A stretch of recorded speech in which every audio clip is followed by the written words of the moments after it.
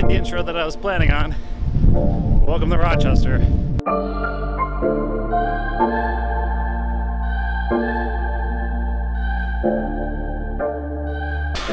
So this week I didn't know what I wanted to do for a video, so I took to Twitter to ask, what should I do for this week's video? Is there anything you want me to ramble about? Anything you want me to eat?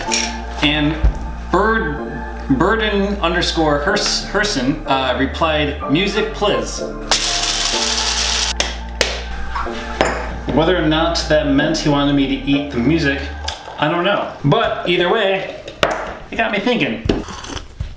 And really, I think music is an overlooked art in both movies and games alike. And as a musician myself, I tend to not talk about music in video games as much as I should. Of course, soundtracks in games, much like movies, can go very unnoticed and it doesn't phase the game. But then there are other games where I think the experience is defined by its soundtrack. And the first game I want to talk about is a game, in fact, the only game I physically own the soundtrack for, because to me, that game is nothing without its soundtrack. And that is Jessica Curry's score to Dear Esther. I am such a damn fan of this soundtrack that yes, I actually own it on vinyl, and goddamn am I proud of it. Just the opening two chords alone, If I Have Begun My Ascent, strikes such a specific feeling and mood for the rest of that game experience. It's hard for me to disassociate the game and the soundtrack from each other. I think they are one and the same and they could not live without one another. Holy hot shnikes, do I love this soundtrack. The next composer I want to talk about is Peter McConnell. So I would not be doing myself justice if I did not talk about the dude who did the soundtrack to my favorite game of all time, Grim Fandango. Not only do I already think Grim Fandango is like a fucking masterpiece and everything and it's completely shaped who I am, but I think that soundtrack is just so memorable as these interweaving themes and melodies that come and go at certain parts, and it's the most like jazzy, complex, just amazing thing. Not to mention a soundtrack for Broken Age, which is so beautiful in of itself. I don't know, I wish more people talked about Peter McConnell. His track Time to Get Up, Little Spaceman from the Broken Age soundtrack is chill-inducing. I think it's so beautiful and so simple and so subtle. It's tracks like that that have such an underlying tone of emotion that the player most likely won't even notice, but without it I feel like it feels so empty. So here's to you, Peter McConnell, I love you.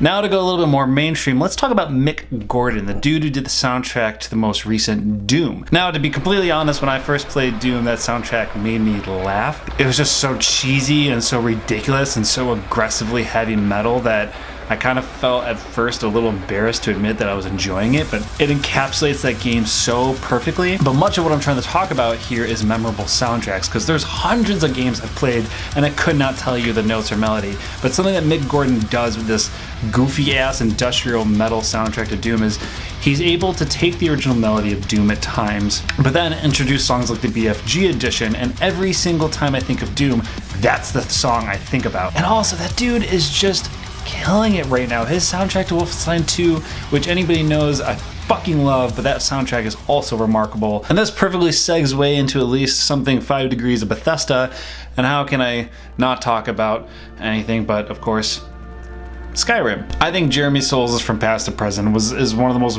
beautiful fucking songs ever written.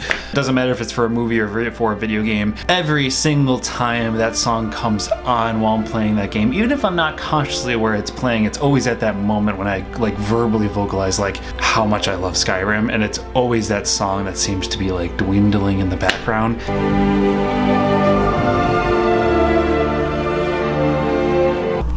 But the last soundtrack of a game that I want to specifically touch on is the one of Kentucky Route Zero. So if you don't know what Kentucky Route Zero is, it's almost like I kind of explain it as an interactive Coen Brothers movie. In short, it's a choose your own adventure point and click adventure game.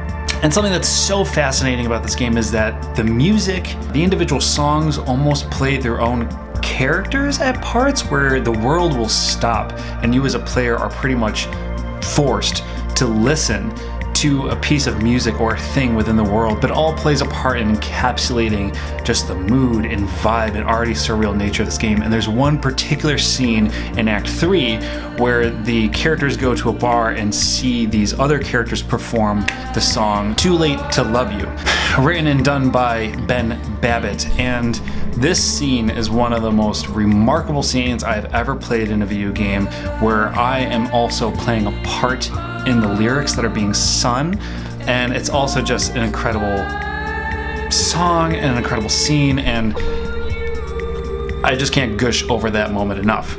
So that's it. That's all I got to talk about for music. But honestly, there were so many songs I would have loved to keep talking about, but just due to time and brevity, I thought it'd be best if I made a Spotify playlist instead. So go into the description below and find a playlist that I made filled with all the songs I talked about here, including some other ones from other games that I love that I just wasn't able to fit or talk about. With that said, if there are any game soundtracks that you specifically love or you just think are remarkable, or just the moment you think about that game, you think about the music, what ones are they? Let me know, because I would love to know. And of course, if you don't already, you should go and follow me on Twitter and Instagram. I post blogs on my personal blog and my video game blog quite frequently, multiple times a week, and that's the place to see them pop up the most. Okay, that's it.